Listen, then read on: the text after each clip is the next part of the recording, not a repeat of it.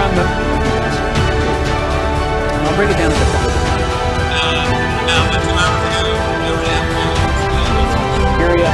Lagos has become one of the largest exporters of Peruvian ivory in the world. Live in a third world nation where your votes will get stolen if you can vote there at all.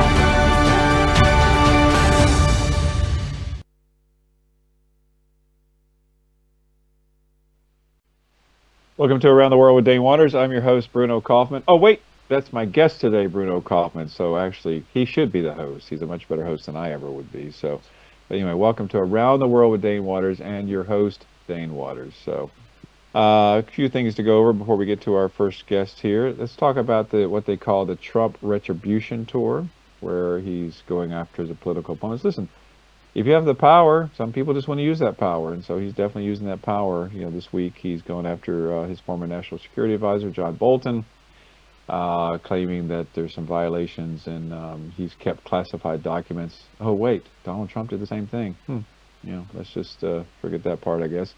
He's also going after members of the Federal Reserve. He's been trying to get rid of the Powell, who's the chair of the Federal Reserve, but hasn't really been able to find a way. So now he's slowly getting rid of each member of the Federal Reserve by firing them, which is the first time in the history, the 111-year history of the Federal Reserve, that a sitting president has tried to fire a member of the Federal Reserve, because it's supposedly supposed to be totally independent. But you know, we'll see how the courts work that out. Also, not, you know, to continue about Trump, one thing that's interesting, and I think that this audience will find quite interesting as well, is, you know, Donald Trump has really focused heavily on redoing the exhibits at the Smithsonian Institution. And the other day he came out and said that they need to take a very special look at the slavery exhibits, because he believes that the museums make slavery out to be worse than it actually was, which quite stunning in itself, that statement. So we'll see how that comes out. And the last thing we'll talk about is how Donald Trump is using his powers to bring out the National Guard. I was just recently in D.C. and with the National Guard there, you know, trying to trying to deal with law and order issues. Listen, I lived in D.C. forever. I never really thought it was a problem, but now he's trying to put the National Guard in Chicago and into Illinois, which is interesting, because Governor Pritzker of Illinois and Rahm Emanuel, who's the former mayor of Chicago, are most likely political opponents on the Democratic side in the upcoming election. So I think there's something to say about why he's focusing on those areas. Anyway, so that's enough about Donald Trump, but now we have the whole world we need to talk about, because there's so much going on around the world about the threats to democracy, threats to freedom, what's going on in the war with Ukraine. So let's just take a quick break from Around the World with Dane Waters, and we'll be back with our first guest to talk about all those wonderful things. Thank you. Welcome back to Around the World with Dane Waters. It's always a pleasure to be here each and every week. And I'm actually very honored today to have back with us Bruno Kaufmann. He's a journalist and a world affairs expert, and one of the smartest guys I know when it comes to the affairs around the world. So welcome, Bruno. Thank you very much, Dane. Thanks for having me. So let's, I have you for the entire show today, so I'm forewarning the audience, because we have the entire globe to talk about. We want to talk about the state of democracy, different things, just, with the threats, in your opinion, because you actually, listen, I travel a lot, but you travel a lot more than I do. So really, you have first-hand knowledge of what's going on around the world. So let's just start in Africa. It's a broad continent, of course. But what is your take on what's happening in Africa as far as democracy, freedom? Just give us your overview of Africa. Yes, first I have to say I'm traveling a lot, maybe even more times on the road than you, but I'm much more on tracks than in the air, up in the air like you. So that's the big difference between you and me. But starting in Africa. I mean, Africa is really the big continent, you can say, of the future, of hope, of young people, of many innovations on one side. On the other side, of course, it's still also a continent where many things are not really well connected, where there are many conflicts going on which are not in the daily news. So there are many things happening there which we don't know so much about. And there are a lot of concerns, but again, also there are a lot of opportunities. And I would say looking into the different parts of Africa, you see in many parts you see a lot of positive developments. I mean, looking into countries like West African countries like the Ghana or Senegal, where really also people movements have contributed to improvements recently. We see developments in Southern Africa, starting in South Africa, but also in neighboring countries like Namibia, Botswana, Zambia, where democracies have been on the move. And then we also see, of course, many challenges in many other parts. But I would say it's really something which we need to become much more attentive to, because Africa is a continent where so many opportunities will lay ahead, and I'm very pleased to look forward to that. Also learning more myself, because as I'm a big rail traveler, Africa hasn't been so easy to me for me to travel around. But for instance, in a few weeks, I will travel to Botswana, which is the longest. Existing democracy in Africa, where you see a lot of these current global challenges evolving. I mean, Botswana is on one side a very well governed country, where they had the first change of party power last year, and it was an extremely peaceful change. I mean, within seconds after results were declared, the party, which was in power for 58 years, they just congratulated the opposition and wished them all good luck. And I think we should learn a lot from such a country.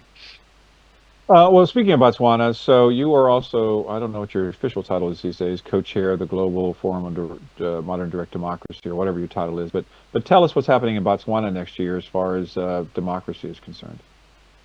Yes, that's right. I mean, I was one of the founders of this forum, which started in 2008, and which intended to bring together people who are looking beyond just simple representative government, looking into really participation and direct democracy on the local, regional, and national level, and also the international level. And this forum has visited all continents since 2008. We had one forum in Africa, in Northern Africa, in Tunisia in 2015, and now we will have the first forum next year in Southern Africa, in Botswana.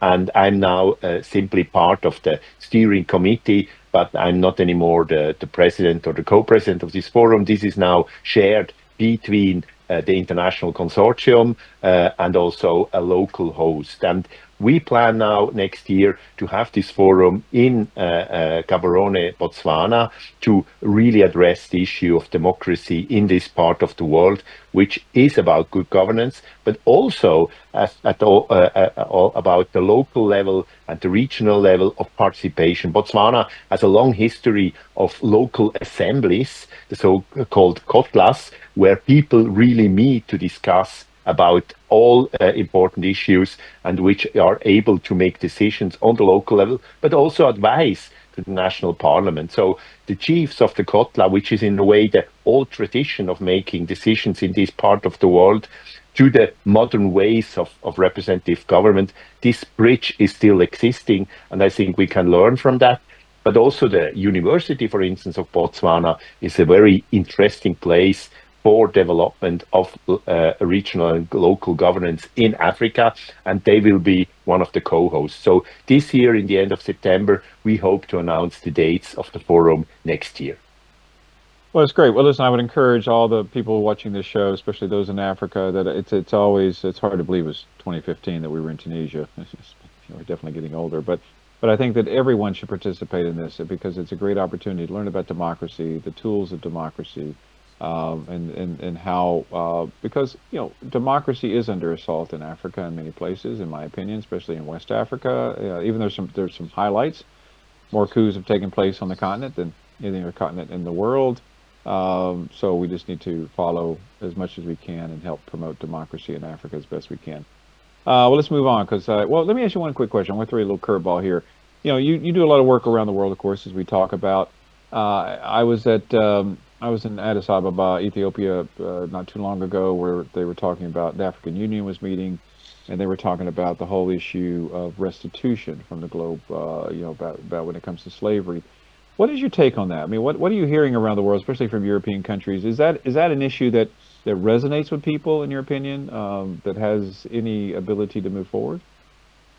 I think it's an important conversation, but at the same time, of course, a very difficult one because it's all about today's possibilities of developing economically and politically, and just thinking about getting back money as such is, of course, a very difficult conversation in many contexts today. But I feel it's important still to look into this issue of the damages which have been made through the colonial powers. And we see, for instance, now there is a form of restitution happening in countries like Mali, where the French are pressed out as, let's say, the local police force for so many years.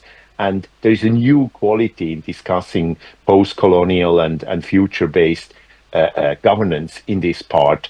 And there is, of course, as in many places nowadays, when we see a change from a more unipolar one hegemon running to a more multipolar governance system, there is something like a vacuum which can be filled, of course, of bad forces, as we have seen, for instance, Russian mercenaries in countries like Mali or Central African Republic. So there's a big risk that this kind of conversation also opens up to this kind of let's say, of vacuums and bad forces. So we need to discuss how can these countries, how can the societies themselves become much more resilient, how much more powerful in governing themselves on a basis which are in the interest of the people. And this is a other big challenge because we have seen in many countries in Africa, dictators, authoritarian leaderships basically kidnapping the country and their economy and have no possibility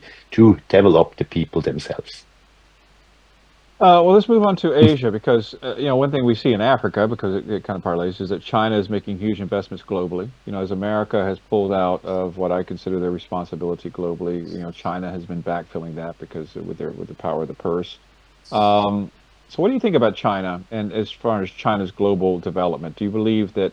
I mean, some of these questions may be a little uncomfortable, but do you believe China is a threat to the globe? Do you think that they are filling an important void left by America, or do you think it's in a positive way or it's nefarious? I mean, every big power can be a threat. I mean, we know that also about American role in the world. In many places, America hasn't played a very positive role in conflicts, in solving regime changes. So there is a clear risk of a country feeling that it has the power to influence in a way based on only its own will. But at the same time, it's of course also important to see that international cooperation is important. We have seen that in the US aid situation, for instance, in many places. But at the other side, also Africa has become a place where this struggle has been very, very obvious. And you see China has had a big influence in many places. At the same time, doesn't really have this kind of questions about human rights, about social responsibility. So China has had an influence which is beneficial economically, but not necessarily beneficial for the government and the freedoms in a country. Sorry. And I would say that China is in a very, very, let's say, sensitive situation now, because as we all know, after the COVID crisis, China hasn't been able to really recover. So it can really fill all these gaps which are now opened up through the US and the US government at this point with its own really extensive economic powers. China is in a situation where also the governance in itself is in question, because we know there is a president who is now in its third term, which is unseen under modern times and which is questioned in many ways. So it's very unsure how this regime in China will develop further. If a weaker China is more of a risk to others or more of an opportunity. The others, it's a little bit unclear because, of course, you can also always see that this nationalistic card can be played in a situation of crisis, and this may influence also the neighbors of China in Asia. As the most, of course, imminent example, Taiwan is always, let's say, a situation where you can test a little bit in which way China is dealing with other countries, even if China doesn't see Taiwan as another country. So there are risks, there are opportunities, and we have to be very attentive about what the development is in China. And still, of course, I also think it's important to have a conversation, especially with non-governmental forces in China, even if this is more difficult today than it has been in the last, let's say, 20 years. Well, let's talk about the fact that the world, part of the show we call it the New World Order. In my opinion, personally, you have good. I always talk about good versus evil. Some people don't like talking in those terms, but you get what I consider evil. Once again, my own personal opinion about evil being China, Russia, North Korea, and Iran together. And then you get the good, which is what I consider democratic and democracy and freedom-loving countries.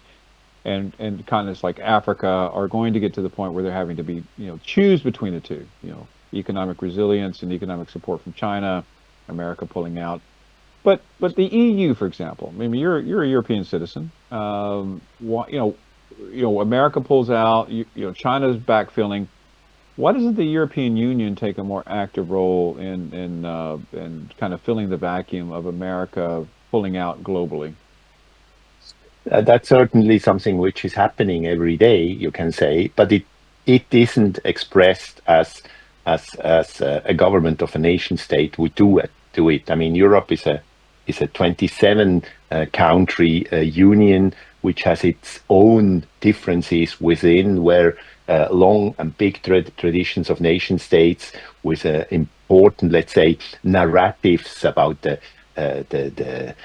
big nation of France, the British idea, where you have Italy, where you have Germany, and also, the Nordic countries playing an important international role. So for the EU, it's always like a complementary role in playing this kind of role, which otherwise big powers like the US, like China, but also in a way Russia wants to play. So we have to look beyond this kind of simple idea of good and evil, because in every place, in every region, there are different kind of stakeholders and actors. And I was just recently visiting and traveling across the United States, and I was surprised again how many, let's say, good forces, good governance elements, good local people are there in the United States who are not at all in this kind of let's say, total polarity, who try to bring together common sense, who try to make good services for their people. So you have that also in places even like China, still on the local and regional level as well. So we have still to continue to see and to identify this kind of partners for the good causes, which are, of course, freedom and democracy, human rights, and a good economic development, and not just about dominance, about big powers playing against each another. Yeah, it's a very good point. I talk about, once again, good versus evil, and I put China, Russia, Iran, but within those countries. I have a lot of Chinese friends. I have Russian friends. I have, North Korean friends. Well, no, I seriously have no North Korean friends. I don't think I've ever met a North Korean in my life. But you're right. Broadly, when I have these conversations, I talk about more at the governmental level, the philosophical level of the government. But I think it is very important, as you say, to point out that it's not about the Chinese as individuals. It's not about the Russians as individuals. It's about the leadership within these countries. Because many people would argue, and exactly what you're saying in America, many people may argue that the current president of the United States might fall into the bad category, but Americans, there are a lot of great Americans out there as well. So every country has their good people and their bad people. You are one of them. You're very kind. Very kind. So let's talk about, since we're talking about the European Union, let's talk about the war between Russia and Ukraine. What is your take on that? As a European, Do you see that the Europeans have a greater responsibility to protect Ukraine, or walk us through that and your thoughts on that? Absolutely. I mean, I think it's the time really for Europe to stand up. I mean, already in 1989, 1990, when this good opportunity of Europe reunification, German reunification came up, I felt that there is a need of a more European responsibility for its security. There is a need, in fact, for a common European security defense policy, and it wasn't possible at that time. It was also very much still played into the idea that there is one hegemon, the United States, which is running all these policing issues. And I would say this is now really the big second reminder that Europe has to become its own base for this kind of fundamental task. And what's going on in the Ukraine is absolutely a challenge to all the former ideas of how to organize itself. And it also reminds us that there is always also a big risk of a setback. I mean, Russia has never really experienced a true democratic phase, while many other, let's say, former Soviet republics have had that before, including the Ukraine, and where you also see that the people and the civil society really builds their the force, their resilience on this experience from former times, and where you see, I mean, you have recently visited also Estonia, which is the most successful former Soviet republic, where you really had a new generation of leaders coming up instantly after the dissolution of the Soviet Union, and where it was possible to build a modern, free, and democratic state on the base still of the experience, of course, which was between the first independence in 1918 and then the occupation, the reoccupation of the Estonia and the Baltic countries in 1940. So what we see now is that these values of the European Union, these values of free countries reuniting in a common union, needs to be complemented with countries like the Ukraine, but also like other countries like Moldova, Western Balkan. I mean, Europe has to make a next phase of organizing itself to find its way forward, and it's a good chance. And I see many people really committing to that. I will be just next week. I will visit the northern part of Norway at the border to Russia, which is a very interesting place because it was the, let's say, the first direct border between NATO and Soviet Union, and it has had a certain openness because northern Norway was never really occupied by Russia. There was never a war with Norway in historical sense. So the Norwegians in northern Norway were always very open and positive to Russia and to the Russian neighbors. There were even, in a few years ago, there was a zone between Russia and Norway where you didn't have to have a visa. But in the last 10 years, especially after the Crimea annexation, Russia started to use northern Norway as a test ground for their hybrid warfare. And we see there now really a very intense place of how the developments, how the relations between also Europe and Russia will develop. Very interesting. Well, listen, we're going to come back to that. Let's take a quick break from Around the World with Dane Waters, and we'll come back with Bruno and talk more about what's happening around the world. Thank you. Welcome back to Around the World with Dane Waters. You know, Bruno and I were talking during the break there. We've solved all the world's problems, so we can just stop this show now. We don't need to go any further since we have all the answers to everything. I wish that was the case. Yeah, I would like to have your optimism. Yeah. Well, you know, the world, you know, there's one thing about people, human beings, they're resilient. I mean, it's just like they are resilient. And even though we as a human race are very self-destructive, we're also very resilient in many ways. And I do believe that as the world, just my personal opinion as always, is just as we get closer to the precipice, I think the best in humankind will come forward, and I hope that it will stop us from crossing over into the precipice. A quick question for you. You know, I've known you for a very, very long time, and you know, one thing that in your early days when you were a young whippersnapper, you were you know, when you were in Switzerland, you kind of worked anti-military, the military establishment, or however you want to call it. But as the world becomes more divided, I mean, you see that the growth of military, and we were just talking about the EU. Do you believe now that there is a need for a growth in the military machine or apparatus in like the European Union to protect against the nations of like Russia? I don't believe in that this is a solution to invest a lot of money and much more into the military. I mean, we told before about the situation in 1989, 1990. It was a time where I was becoming really an active journalist, observer, but also a citizen in a way. And this hopes that this time of high militarization is over. And obviously it's not. And it's clear that today, I mean, there needs to be protection, there needs to be security guarantees in many ways.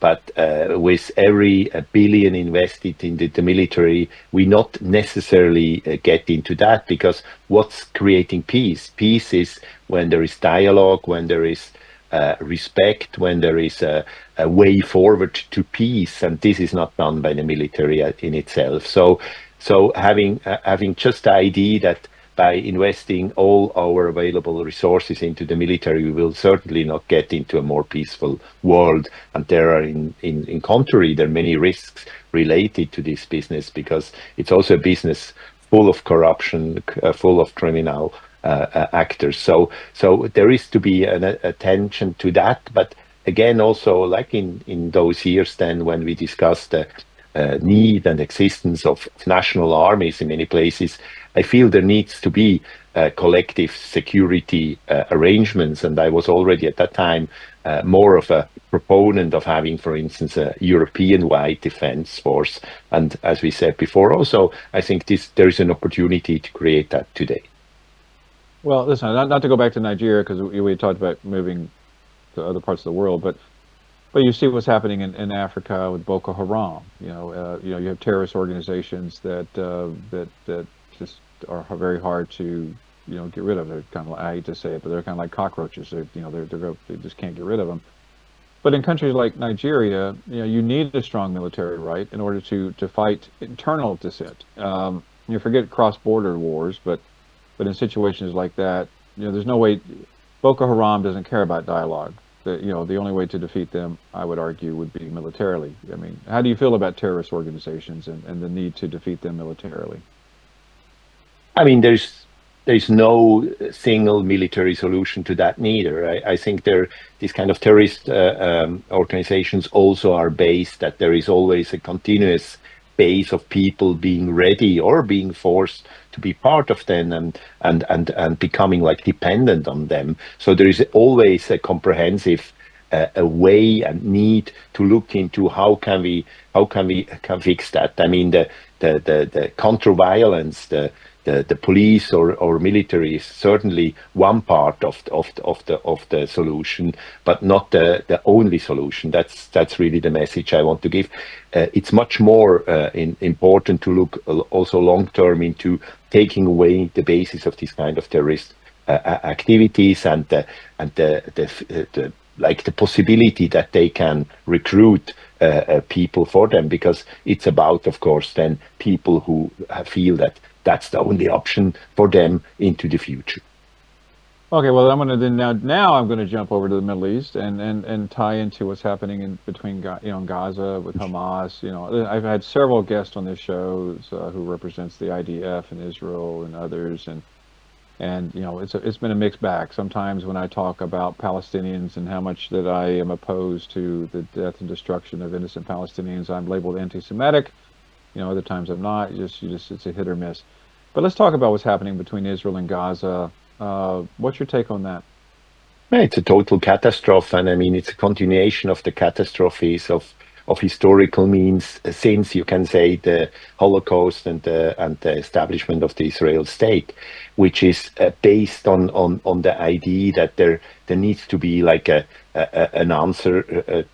I mean, a continuous answer to to single out a certain nation and also a religion to be protected for good reasons, but at the same time see this in conflict with all the others. And what we see is also, of course, the failure of the international community to allow the Palestinians to have their own place to really stay and to arrange for them. I mean, we have seen these divisions for so long time and this basis of war. And what we see now is a total catastrophe, also a failure of the international community. And seeing this and following this, I mean, on an everyday basis, seeing people being attacked, being singled out to be like collaborators of the terrorists, everybody in Gaza. This is just not acceptable. And I think it's really time to stand up again for the international community, but also for Europe vis-a-vis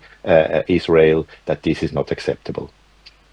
Well, it's interesting, with all these global conflicts going on, it used to be that you would hear, the UN Secretary General Guterres saying something and being quoted, but honestly, lately you hardly ever hear about the United Nations and what's going on. What's your take on the UN? Do you think that they've outlived their usefulness? Do you think they have a place in global peace? Absolutely. I mean, the UN is of course, I mean, there is a need of this kind of global organization. I mean, we have had that between the world wars with the Nation Association in Geneva, and we have it with the UN. But how the UN works, how the UN is funded, how the UN can operate, this is of course totally dysfunctional today. And we see a big crisis for this kind of international organization. What we would need is, in fact, a democratization, a reinvention of the United Nations. Maybe it will be called differently, because in the future, maybe it's not the United Nations, but the United People or the United Regions of the world which needs to cooperate. But it's also what we experience today is, of course, the end of a time where you had this kind of just one nation, one voice. We need voices of many more. And there are initiatives like the World Citizen Initiative, which wants to increase the possibilities of people and citizens to influence also this kind of global organization. And it will be very interesting to see how this, let's say, reinvention can be shaped. What is the tragedy of our times and of history is, of course, that you always first need this kind of catastrophes. We see now in the Ukraine, we see it in Gaza, to evolve so that the unbound, the uncontrolled violence first creating so much damage before the community of countries, of societies really are able to find new solutions. Listen, we have so much to talk about, but let's just go into, because we have like 5 minutes left. I do want to talk about, as we're talking about, we didn't get to, well, let's just give me 1 minute overview. We have to make sure we get South America. Give me a 1 minute overview about your take on South America and what's happening there. Yeah, I mean, South America is again also in a very interesting phase of its development, because we have seen this democratization in the 1980s and 90s, and then we have set all these setbacks, starting in Venezuela, going down to Argentina, seeing Brazil on the brink of autocratic rule, and of course also many times these kind of criminal businesses going around. But recently also we have seen that people just don't go for the single ideological side, like in Bolivia, where the leftist government now has really lost its legitimacy, and people want to have a more democratic-based government. So I see in Latin America good hopes that the people are standing up for their rights, and there are also good examples, of course, of countries like Uruguay, but also improvements in Chile, sometimes also in Peru, where you see hopes for a better future. And I'm quite positive about the projections and the opportunities also for South America. Okay, well, we'll come back to, because I have some questions specific about that, but I don't want to run out of time, since you are very knowledgeable about the Nobel Peace Prize process. And there's been a lot of talk about Donald Trump trying to win the Nobel Peace Prize. And can you kind of walk the audience through exactly what is the process? How does somebody win the Nobel Peace Prize, and how does that process work? Yes, it's funny to see that Mr. Trump is so interested in that, and it's, of course, in a way it shows also the the renommee of this prize is so high, which is a prize which has been given out since 1901. So next year it will be 125 years, and it's based on the idea of Alfred Nobel, which was a Swedish industrialist, which invented the dynamite, which had bad conscience about the wars which the dynamite would create. So he gave all his wealth to this kind of prizes, not only for peace, but also for other science inventions. But the Peace Prize is the most political prize. It has been given since 1901, and it has had an interesting, let's say, resilience in trying to be a mirror of what's going on in the world, because it's not just about creating peace, it's also about human rights, it's about environmental protection, it's about international organizations. So becoming a Peace Prize winner, you need to be nominated first. And everybody who's in a parliament, who is a professor at university, who has been a prize winner before, can nominate somebody. This year there were 350 individuals nominated and about 100 organizations. So it's a big amount of possible winners. And then the committee, which is a committee of 5, which has been selected by the Norwegian parliament, but which are not necessarily politicians, but in a way mirroring the political composition of the parliament in Norway. They are selecting that. They have a lot of people helping them. They make a short list. And now in September, there will be the final, let's say, choices. And it will be very interesting to see if this year's Peace Prize will be a classical Peace Prize about, let's say, somebody who is really helping to create peace. Mr. Trump thinks he does that, but many people would say also all these conflicts he's addressing with this aren't really solved. So we will see. Maybe it will be more of a prize regarding climate protection. It could be. It could also be an international organization which for many years fighted, let's say, against the problems about human rights. Or it could be like last year, somebody who works with nuclear non-proliferation. It was a Japanese organization. So it will be very interesting. The announcement will be on October 12th this year, and the prize is always given on the death day of Alfred Nobel, which is December 10 in the City Hall of Oslo. Well, we'll see what comes out. I mean, it's I remember how many. Do you happen to know off the top of your head how many U.S. presidents have won the Nobel Peace Prize? I know Barack Obama has. Yes, I mean the first one was Mr. Truman, already in the zeros. We have had then a long break. Jimmy Carter got the prize. Also, you said Barack Obama. So Woodrow Wilson got the prize after the First World War. So there has been a series of American presidents who got the prize. Barack Obama's prize in 2009 was really a prize which many people, even himself, thought it wasn't deserved at this point, because it was mainly based on his promises and not what was really solved. Mm-hmm. Well, listen, Bruno, sadly, we must go. It's always a great pleasure to see you around the world, and I hope to have you on the show again soon. Your insight's always very amazing and insightful, so thank you very much. Thank you for joining Dane Waters with Around the World with Dane Waters. It's always a pleasure to be here, and we look forward to talking to you again next week. Thank you very much.